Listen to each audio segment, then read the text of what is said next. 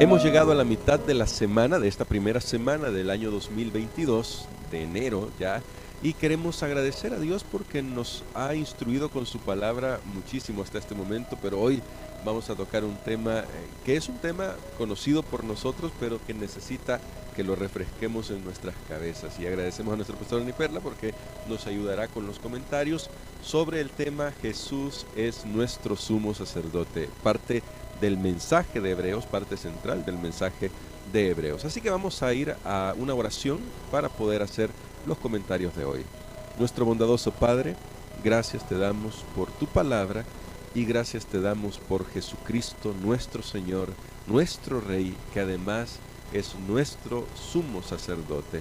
Venimos ante tu presencia para suplicar sabiduría, para comprender la lección de hoy, en el nombre de Cristo Jesús. Amén. Amén.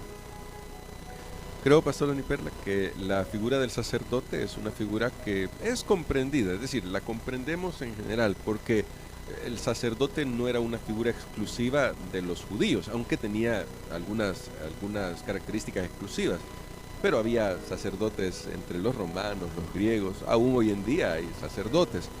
No es tanto en la figura del sacerdote quiero tocar, o la descripción del sacerdote, sino en lo que significa que Jesús sea nuestro sacerdote. Pastor, ¿cómo cumple el Señor Jesús las características bíblicas de un verdadero sacerdote? Muy bien, quiero comenzar con lo que usted introducía hoy y vemos en la cultura general la necesidad o la noción de un sacerdocio, porque el ser humano siempre ha tenido esa noción de que hay algo más allá, de que hay un mundo espiritual que aunque no lo podemos ver, hay alguna fuerza, han pensado, algún ser, y ahí están las mitologías y todo eso. Por supuesto, nosotros sabemos que ese deseo o ese concepto implantado en el ser humano es nuestra necesidad de Dios, pero no todos encontraron a Dios de la manera correcta. Por eso vino Jesús. Ahora bien, esa necesidad es de que hay un mediador entre esas fuerzas superiores y nosotros los seres humanos. Muy bien. El sacerdocio cumplía esa función, que era ser un mediador entre Dios y los hombres, en el sentido, ahora vamos al sacerdocio judío, al sacerdocio bíblico. El sacerdote, una de las funciones principales que tenía era presentar las ofrendas ante Dios por el pecado. O sea, el ser humano es pecador, sabe que merece la muerte. El sacerdote venía y presentaba esas ofrendas, esos animales, esos sacrificios, la sangre. Había todo un ritual en el santuario terrenal. El sacerdote era el que ministraba para el pueblo. Por eso tenía una función muy importante, porque tenía que ver con la limpieza del pecado. Por supuesto, habían otras funciones también de los sacerdotes, pero esta era una de las principales, aparte de la otra función general, diría yo, que es la de enseñar al pueblo acerca de la ley de Dios, de la voluntad de Dios para ellos. Muy bien. Además de eso, también, bueno, usted destacaba lo de la intercesión. El sacerdote debía bendecir al pueblo, tenía esa función de bendecir al pueblo en el nombre de Dios.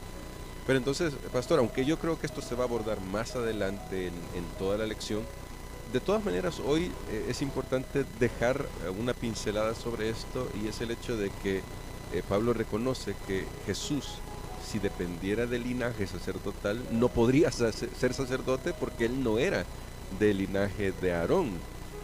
O al menos eso es lo que se ve claramente, porque la Biblia nos enseña que Jesús era del linaje de David. Ahora, pastor, ¿cómo es que Jesús llega a ser sacerdote?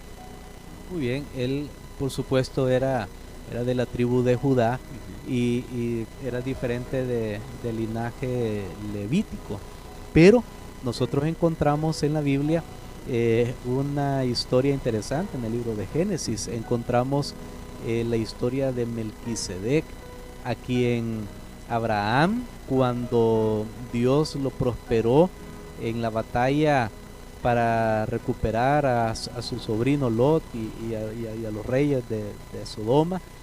En esa batalla Abraham dice que dio sus diezmos a alguien, dio los diezmos a Melquisedec. ¿Y de dónde salió Melquisedec? Sí. Era la pregunta. Bueno, no se dan más detalles en la Biblia y por eso quedó ese pensamiento. Bueno, Melquisedec es una persona misteriosa, sin genealogía, no podemos rastrearlo. Pero lo que sí sabemos nosotros es que, como Dios siempre ha estado buscando en la humanidad personas sinceras, honestas, que le sirvan, Melquisedec había sido uno de ellos, tenía una revelación acerca de Dios porque Abraham fue y le llevó los diezmos. Y en este sentido viene el apóstol Pablo, aunque no es el tema aquí principal, pero en otro lugar estudiamos, el apóstol Pablo dice, como la tribu de Leví viene de Abraham y ahí ni siquiera había nacido, pero al hacer eso Abraham, hasta Leví estaba dándole, por así decirlo, estas ofrendas a Melquisedec.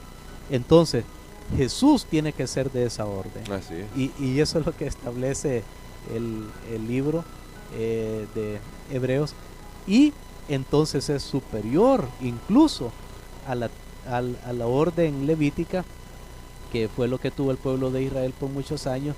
Entonces aquí entramos nuevamente al tema que introducimos esta semana. Jesús es superior porque Jesús es Dios y porque su sacrificio por el pecado completamente fue un sacrificio perfecto, porque recordemos que los sacerdotes humanos tenía que nacer uno y moría y venía otro, pero ellos mismos tenían que sacrificar por sus pecados, y ahora en el caso de Jesús fue un solo sacrificio para siempre. No fue por su pecado, sino que fue en sustitución.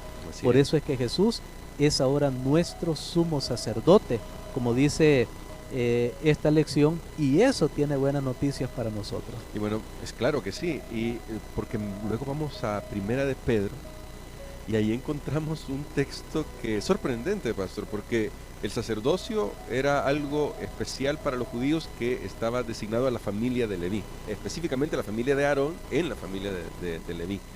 Pero luego viene Pedro y dice que en virtud de lo que Cristo ha hecho, todos los que aceptan a Jesús son llamados real sacerdocio. Pastor, ¿qué privilegios y responsabilidades tiene esto para nosotros? Así es, y por eso lo mencioné.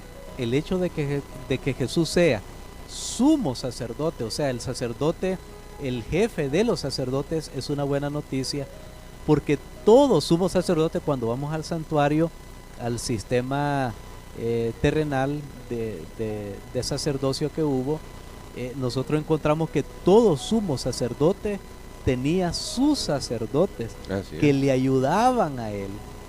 Notemos esto bien interesante. Ahora, si Jesús es el sumo sacerdote, quiere decir que él también tiene sus sacerdotes. Sí.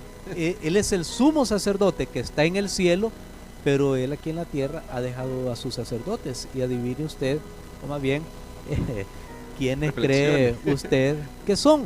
Somos nosotros. Así y ahí es donde Pedro dice, ustedes son linaje escogido, ustedes que han sido comprados, no con oro, no con sangre, no con plata, no con cosas de este mundo, sino con la sangre de Jesucristo. Y dice, ustedes ahora son real sacerdocio, o sea, nosotros estamos para ayudarle a Jesús a ministrar, y es ahí donde todas las funciones que tenía el sacerdocio levítico ahora espiritualmente pasan para nosotros. Por ejemplo, ahora nosotros somos mediadores. Ahora nosotros, ¿en qué sentido? Solo hay un mediador entre Dios y los hombres, pero somos mediadores en el sentido que podemos ser intercesores cuando oramos por otra persona y presentamos ante Dios a esa persona. Nosotros también ofrecemos sacrificios, ya no de animales, sino que ahora dice la Biblia, son de alabanzas. Amén. Nuestras alabanzas, nuestro culto. Ahora también como sacerdotes presentamos ante el Señor las ofrendas, pues ya son nuestras ofrendas de lo que Él nos ha bendecido durante la semana, o cada día, o cada mes. Entonces, ahora tenemos esa función, sabiendo que nuestro sumo sacerdote está en los cielos. Amén. Bueno, piense en estos privilegios y estas responsabilidades que Dios nos da a nosotros al ser real sacerdocio, al permitirnos llegar a ser real sacerdocio por nuestra fe en Cristo Jesús. Y piense en cómo esto debería cambiar nuestra vida. Si tal vez no nos hemos sentido llamados a este servicio, hoy Dios nos está diciendo, hijo, tú eres especial, pero también tienes una responsabilidad. Es la de representarme delante de todos los demás. Así que, pastor, yo quisiera que nos ayudara con una oración, porque definitivamente la responsabilidad que tenemos es grande. Ya nuestro sumo sacerdote, que además es nuestro campeón, que ya lo estudiamos en los días atrás, es nuestro rey, nuestro campeón, ha hecho todo lo que necesita hacer para garantizar nuestra vida, nuestra salvación. Que ahora nosotros podamos tomar la decisión de servirle y ayudarles a otras personas a llegar a conocer a nuestro rey. Amén. Padre, te damos gracias porque nuestro sumo sacerdote está en los cielos, habiendo efectuado ya la purificación por nuestros pecados. Gracias por su sacrificio perfecto.